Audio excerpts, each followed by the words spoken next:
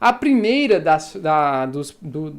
dos cálculos elétricos que eu quero destacar é a que a gente usa em praticamente tudo, tá? É com ela que a gente define tudo no nosso projeto elétrico. Qual é? A lei de Ohms, igual você tá vendo aí. A lei dos homens, né? Então, você com certeza lembra, se você está fazendo curso técnico, você já se deparou com a lei de Ohms, tá? E ela é uma lei muito simples de ser aplicada.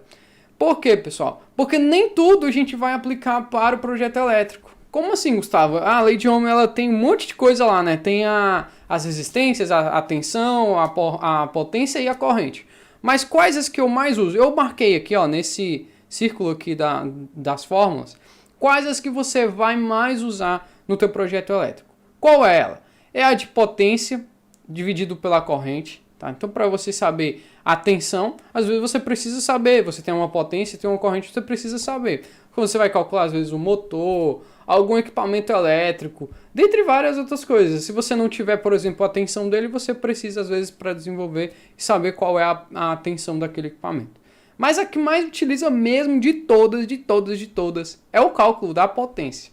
Então, quando a gente quer saber a potência de um circuito e a corrente. Então, são essas duas, tá? Potência e corrente. A gente sempre precisa saber qual é a potência de um circuito, qual é a corrente de um circuito.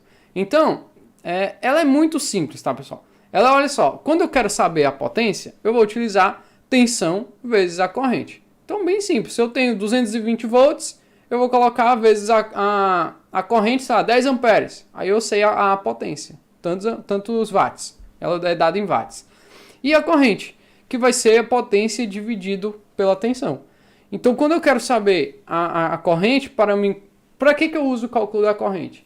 Calcular o famoso disjuntor, para calcular o meu condutor de elétrica, para calcular o barramento blindado, para calcular a proteção do meu circuito, um fusível ou qualquer coisa. Então, essa é a base do meu projeto elétrico. Basicamente, a corrente. O nosso projeto, ele é do início ao fim baseado na corrente.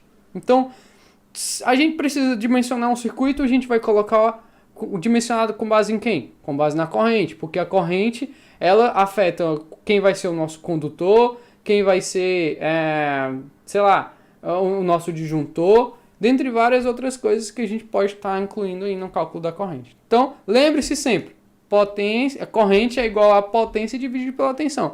Então, esse é um cálculo básico. Quando você for estudar, vai lá e estuda o cálculo da lei de Ohm.